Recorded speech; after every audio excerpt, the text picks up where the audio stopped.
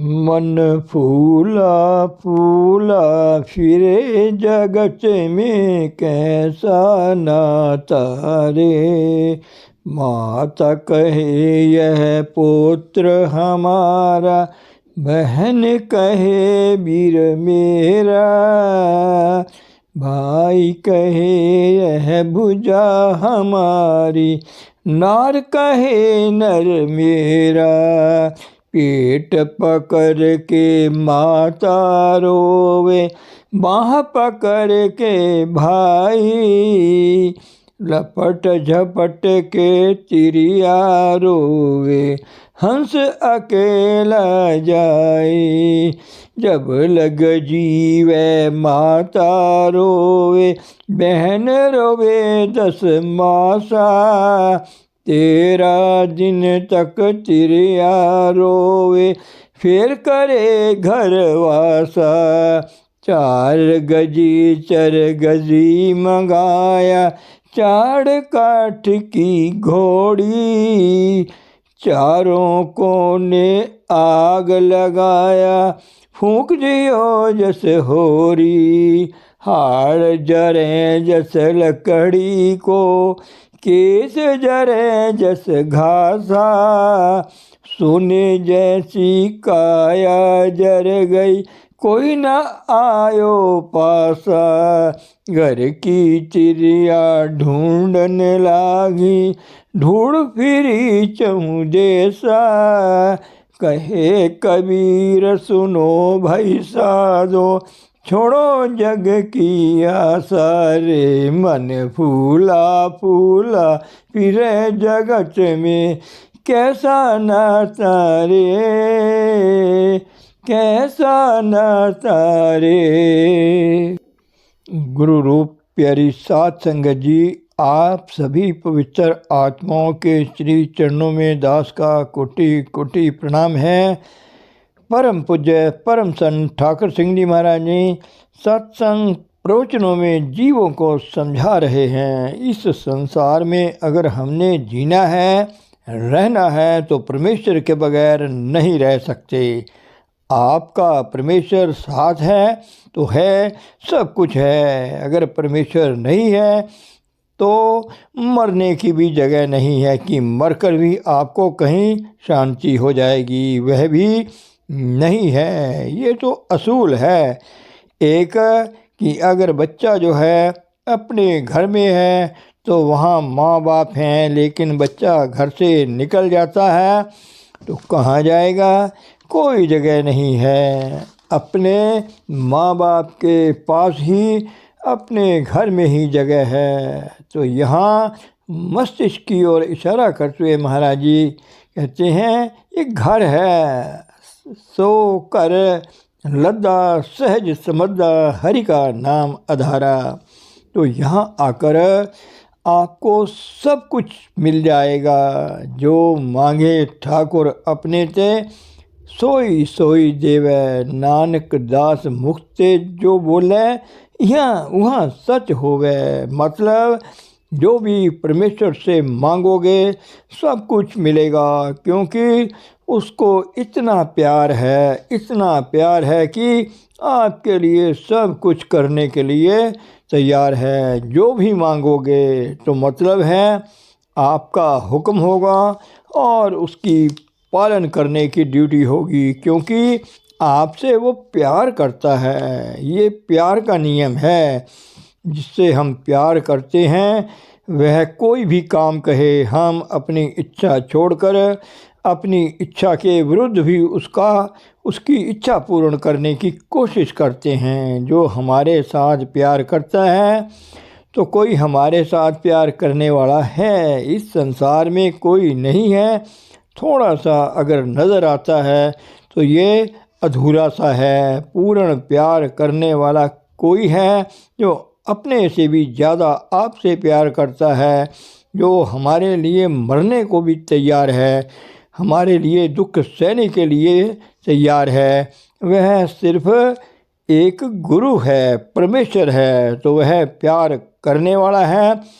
आखिर मान लो दुनिया में भी आपके साथ प्यार करने वाले होंगे, लेकिन आपको पता लगेगा कि प्यार करने वाला कोई और था और वह मिला तो फिर पता चला कि प्यार क्या होता है। दूसरी बात, ये मान लो कि अगर दुनियादार हमें प्यार करते भी हैं तो उनमें यह समर्था नहीं है। अगर हमारा पिता हमारे साथ है या माँ है आपसे बहुत प्यार करते हैं तो आगे से शेर आ जाता है तो तीनों को ही खा जाएगा, आपको भी, माँ को भी, बाप को भी, क्योंकि उनमें समर्था नहीं है अपने आप को बचाने की, ना आपको बचाने की। लेकिन हमें कोई माँ या बाप चाहिए है जो कि कोई भी किसी भी प्रकार का विघ्न हो सबका मुकाबला कर सके, कोई भी हमारे पास ना फटक सके, कोई हमारे तक ना पहुंच सके। ऐसा समर्थ कोई होना चाहिए है, ऐसा समर्थ वह होना चाहिए, ऐसा समर्थ पिता जो है, जो केवल परमेश्वर परमात्मा है और कोई भी इस संसार में नहीं है। ये देवी देवता जो भी हैं, आपने इतिहास में पढ़ा होगा कि ये राक्षसों के मारे हुए फिर भगवान के पास ही जाया करते हैं कि हमारी रक्षा करो, क्योंकि उनमें कोई ताकत नहीं है और ये राक्षस इनसे ज़्यादा ताकतवर हैं। वही राक्षस हमारे अंदर भी हैं और इनसे बचने के लिए फिर ये परमेश्वर परमात्मा का ही सहारा सबके लिए है, हमारे लिए भी है और भी कई ताकतें हैं, क्योंकि परमेश्वर परमात्मा से ऊपर कोई नहीं है, वह आखिरी है और वह मित्र है। अगर सबसे ज़्यादा प्यार, सबसे ज़्यादा हमदर्दी हमारे साथ कोई रखने वाला है तो वह परमेश्वर परमात्मा है। कोई कहे कि हमारा सच्चा पिता है, हमारा सच्चा भाई है, परमेश्वर से बढ़कर कोई नहीं हो सकता। और दुख देने वाले जो हैं वो बहुत हैं, लेकिन जब सुख देने वाला हमें जब मिल जाता है तो दुख देने वाले को ख़त्म कर देता है और भगा देता है और हमें अपनी गोद में रखकर पूर्ण सुख का साधन बन सकता है।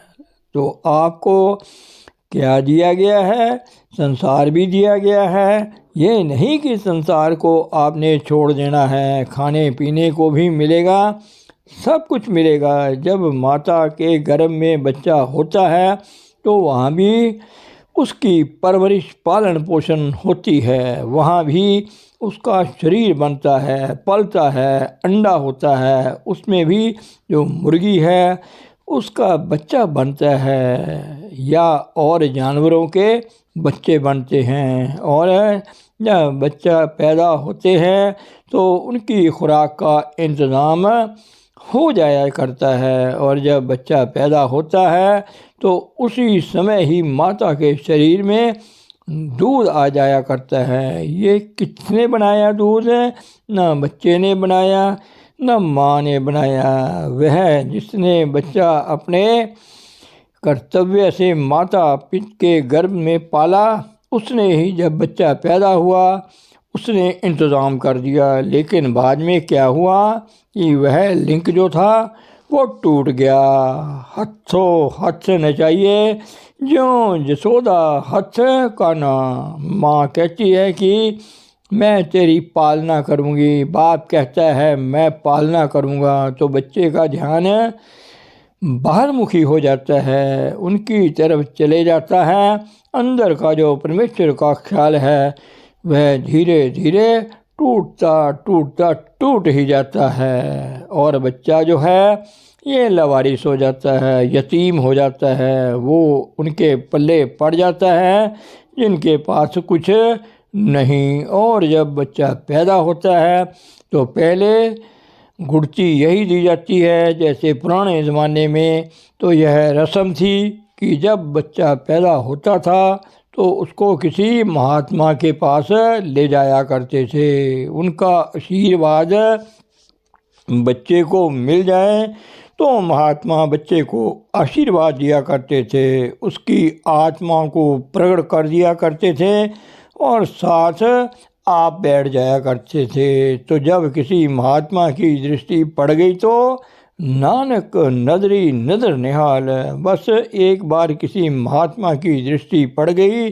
तो काम बन गया। उठ फरीदा गमन कर दुनिया पालन जा, मत कोई बख्शा तय मिले तू भी बख्शा जा। मतलब है कि ये इंसान की गति जो है परमेश्वर ने इतनी ऊंची बनाई है, इतनी ऊंची बनाई है कि एक बार किसी महात्मा को नज़र आप पर पड़ गई तो आपका कल्याण है। तो फिर आपके नज़दीक कोई यम नहीं आ सकता, कोई धर्मराज के पास जाना नहीं पड़ेगा, कोई कर्म नहीं रह जाता, नरक स्वर्ग नहीं रह जाता, आपका मालिक जो है मिल जाता है। और जब बच्चा बड़ा होता है तो धीरे धीरे उसके अंदर जो लगन है गुरु वाली परमेश्वर वाली वह बढ़ती रहेगी। वायुमंडल ही ऐसा बन जाया करता है। श्री कृष्ण भगवान जी ने भी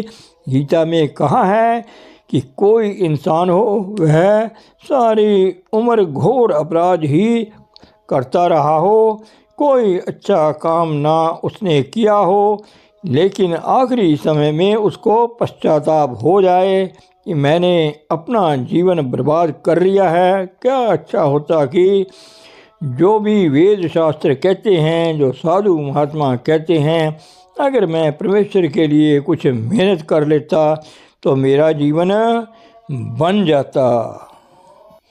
ये पश्चाताप लेकर जब वह चले जाता है, मर जाता है, तो आगे का जीवन उसका ऐसा बनाया जाता है कि किसी ऐसे ज्ञानी के घर में उसका जन्म हो जाता है जहाँ गुरु से उसको आत्मज्ञान में मदद मिलती रहती है और शुरू से ही वह चार्जिंग मिलती रहती है। आखिर जब थोड़े दिनों का या साल 2 साल का बच्चा हो जाता है तो किसी महापुरुष का भी संपर्क मिल जाता है, फिर नाम भी मिल जाता है और फिर वो अभ्यास भी करता है। भाव कुदरत फिर वायुमंडल बनाना शुरू कर देती है। जो उसकी इच्छा थी, आखिरी समय की प्रबल इच्छा थी, वह आखिरी इच्छा को पूर्ण करने के लिए फिर कुदरत ने इंतज़ाम कर दिया। इसी तरह जब गुरु किसी के ऊपर थोड़ी सी दृष्टि कर देता है, नज़र कर देता है अपनी, तो आप अंदर बैठ जाता है, तो फिर आप इंतज़ाम करना शुरू कर देता है। तो फिर जितने पिछले जन्मों के कर्म और बोझ हैं वह धीरे धीरे पीछे हटाता जाता है। तो जो संचित कर्म हैं उनका नाश कर देता है, जला देता है और आगे वायुमंडल उसका ऐसा बनता चला जाता है कि धीरे धीरे उसके अंदर परमेश्वर परमात्मा की जो उमस है, प्यार है, पैदा होता चले जाता है। दुनिया से कुछ वैराग्य होता चले जाता है। एक जन्म में या मान लो दूसरा जन्म हो जाए या तीसरा जन्म हो जाए, लेकिन वह जो महापुरुष की दृष्टि पड़ी हुई है, अगर जो बीज है वह ख़त्म नहीं हो सकता, उसका नाश नहीं हो सकता, वो अपना काम करता रहता है और चलता रहता है, अपना काम करता रहता है। तो यही कारण है कि जब गुरु नाम देता है वह कह देता है कि अब तेरा नरकों के साथ ताल्लुक़ नहीं है और आखिरी गुरु ही आएगा, मैं आऊँगा और तेरी आत्मा को लेकर जाऊँगा और अब तेरा जीवन मेरे हवाले है। तो ये जो गारंटी है ये क्यों है? ये है क्योंकि महापुरुषों के पास ये ताकत है कि आपकी रक्षा का कर सकता है। किसी की भी है, कोई कितना बड़ा पापी भी है तो महापुरुष की दृष्टि के सामने कुछ नहीं रहता। क्या पाप है, क्या कर्म है, सब खत्म हो जाता है। आखिर वह ताकत है, कोई उस ताकत को हमने आज तक नहीं जाना, नहीं पहचाना कि ये ताकत कितनी बड़ी है। इसी ताकत को आपके अंदर प्रकट करने का साहस जो है बढ़ाया जा रहा है कि आप इस ताकत को समझो, आप शनाख्त हो जाओगे, भाव आप मालिक वाले हो जाओगे। ऐसा मालिक आपको मिल जाएगा जो उसकी गोद में आनंद सदा का आनंद है, सदा अनंत है, नहीं वियोग। कभी कोई इधर उधर की बात, चिंता वाली बात नहीं रह जाएगी। आनंद से आप आंखें बंद करके सदा के लिए अपने परम सुख, परम आनंद, परम गति को आप प्राप्त कर लोगे। और ये है, ये नहीं कि मरने के बाद, यह जीवन में ही। इसकी अभी तक उदाहरण मिलती तो नहीं है, ये मान लो, लेकिन मिल जाएगी ऐसी उदाहरणें। ऐसी कोई बात नहीं है। समय अक्सर बदलता रहता है। कभी रात का प्रभाव होता है तो रात का बड़ा अंधकार होता है, लेकिन आखिर उस रात का अंत तो हो ही जाता है। आखिर जब दिन चढ़ता है तो रात के अंधकार का प्रभाव खत्म होकर फिर प्रकाश हो जाता है। फिर ऐसा प्रकाश चलता है कि अंधकार का पता ही नहीं चलता कि कहाँ गया, कहाँ ख़त्म हो गया, कहाँ सड़ गया, गल गया, कहाँ चला गया। पूरा प्रकाश ही प्रकाश है। तो ऐसा ही संसार का दृश्य बन सकता है। ये हो जाएगा जिसमें पता ही नहीं होगा कि दुख भी होता है, चिंता फिक्र भी होती है, बीमारियां भी होती हैं, कोई मौत भी होती है, कोई झंझट भी होता है। एक आत्मा ही आत्मा है, आनंद ही आनंद है, परम सुख ही परम सुख है। किसी चीज़ की ज़रूरत नहीं है, न माँ की, न बाप की, न औरत की, न बच्चे की, न मर्द की। अपने आप में पूर्ण है, किसी चीज़ की इच्छा नहीं है, क्योंकि सब कुछ आपके पास है। पूर्ण हो आप। अगर आपके बीच मतलब है, कमी आ जाए, पानी की कमी आ जाए तो आपको प्यास लगती है। अगर आपके अंदर खुराक की कमी आ जाए तो भूख लगती है। ना पानी की ज़रूरत है, ना खुराक की ज़रूरत है। परमेश्वर परमात्मा आप अपने आप में ही चल रहा है और ऐसे ही ठीक चल रहा है। सब कुछ चल रहा है, अपने आप चलेगा। भाव परमेश्वर परमात्मा एक ऐसी चीज़ है जो सहज आनंद, जिसको सहज आनंद कहते हैं। मतलब है किसी चीज़ को लाना नहीं पड़ता, अपने आप चीज़ हमारे पास पड़ी होती है और अपना काम करती रहती है। इंसान सोया पड़ा हो धूप में तो धूप अपना काम करती रहती है अपने आप। आपको ये चिंता करने की ज़रूरत नहीं है कि मैं आंखें खोल कर देखूं कि मैं धूप को बुलाऊंगा, प्रकाश को बुलाऊंगा मैं, या तपस आएगी उसको बुलाऊंगा मैं। नहीं, ऐसी बात नहीं है। जब दिन चढ़ता है अपने आप प्रकाश आपको मिलता रहेगा। अपने आप सोए रहो, लेटे रहो, प्रकाश की तरफ जाओ या ना जाओ, वह आपकी तरफ पहुंचता रहेगा। उसका इंतज़ाम मुकम्मल है। परमात्मा का इंतज़ाम भी ऐसा है जो खुद आपके लिए कर रहा है। वह करनहार है, ऐसी सत्ता जो करने योग्य है, समर्थ है। हम किसी चीज़ को पकड़ने की कोशिश करेंगे तो नहीं पकड़ सकते हम। कोई सुख है तो वह आपके पास से भाग नहीं जाएगा। कोई सज्जन मित्र है, भाग ही जाएगा, नहीं पकड़ सकते। और आप, क्योंकि आप में समर्था नहीं है, आप मरना नहीं चाहते लेकिन मर जाओगे आप, क्योंकि आप अपने शरीर को कायम नहीं रख सकते।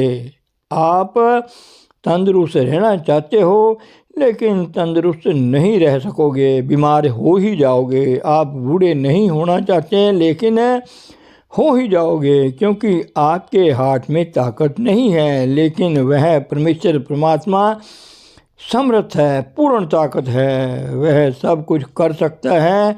जिस तरह आप कभी नहीं मरना ना मरने देगा। आप जो खुद कभी बीमार नहीं होता, आपको भी बीमार नहीं होने देगा। आप उसको कभी दुख नहीं होगा, आपको भी दुख नहीं होने देगा। अगर उसको किसी चीज़ की ज़रूरत नहीं है तो आपको भी किसी चीज़ की ज़रूरत नहीं है। वह सत्य है तो आपको भी सत्य बना देगा। वो भी चेतन है, आपको भी चेतन बना देगा। वह चेतन स्वरूप है, आनंद रूप है, आपको भी आनंद रूप बना देगा। धन सतगुरु, धन गुरु रूप प्यारी सात संगत जी।